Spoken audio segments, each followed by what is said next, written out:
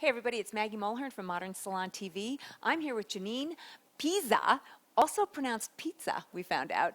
She is the brand manager for Beauty Addicts, and today we're going to get a little lesson about brushes. She is a makeup brush expert, and we're going to get all the information that every professional makeup artist needs for putting her kit together. So kind of fill us in. Where do you start? What's the number you need? How many brushes does one need in a kit? I've been doing makeup for a very long time. There's brush belts where you can have 40 brushes or you can have your essential 15. This is pretty much what I use for a runway photo shoot, for my everyday makeup, bridal looks, what have you. This is my So let's hold this up. There are just, if I'm looking at this properly, there's just 9 brushes here, right? That's right. This actually doubles. This you can consider this. Okay, fine, 10. But yes. But yeah, I mean, this to me is my essentials, and this is what's going to get you the look that you need across the board.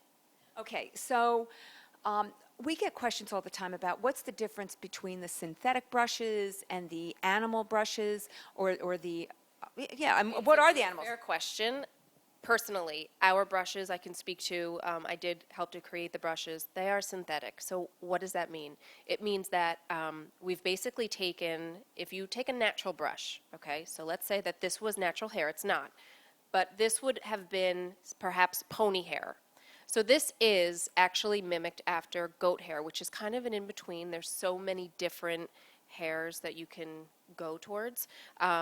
So this is like a goat hair, and the great thing about a synthetic brush is, of course, it's animal cruelty. I'm an animal lover, but they last a long time, and people who have irritations to animals, like you would have cat dander or what have you, you're not going to have that with a synthetic brush. So that's the reasoning behind synthetic brushes versus natural hair.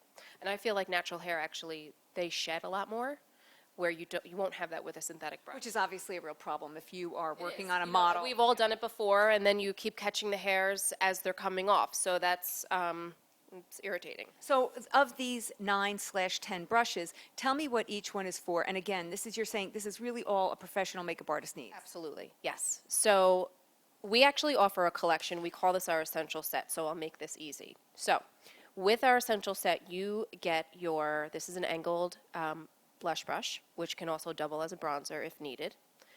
You have, or your foundation brush. So the reason why we have a foundation brush is because this is a talcon hair, so it doesn't absorb that cream makeup.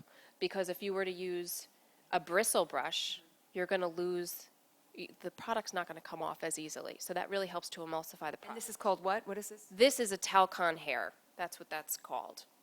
Okay. And it's slightly domed at the end. Slightly domed at the end, yes.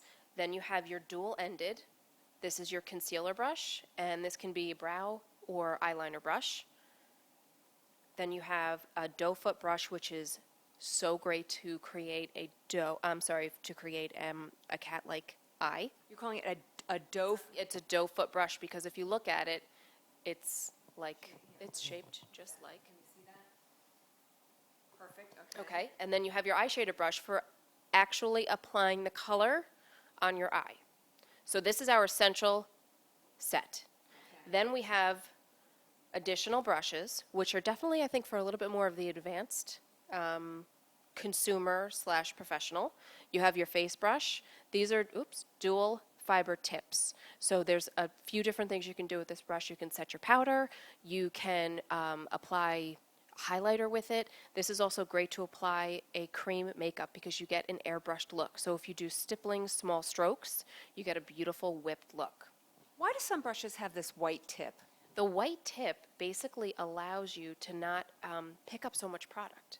I actually love, it's a good thing you asked that because I forgot to mention I love to use this as bronzer, for applying bronzer.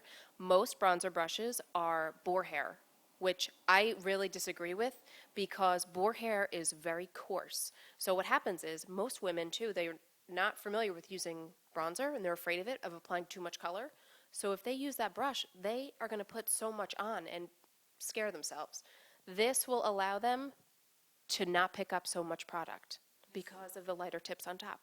So it's not just whiter, it's actually lighter there. It's lighter, exactly.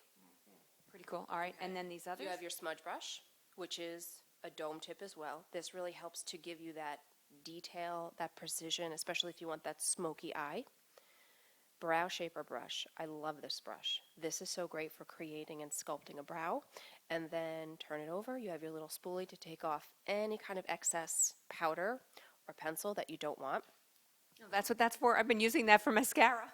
You can. There are no rules, but yes, that's what it's for. Especially if, sometimes we like to groom our own brows. If you want to brush them up and give it a little trim, you can do that as well. And then the last brush that we have is our blender brush. This is like your ultimate tool because you can use this for blending your eyeshadow in, which is essential, buffing in concealer underneath your eye area, for contouring, for applying any kind of highlighter on the cheekbone, and for really precisely putting the blush where you want it to go.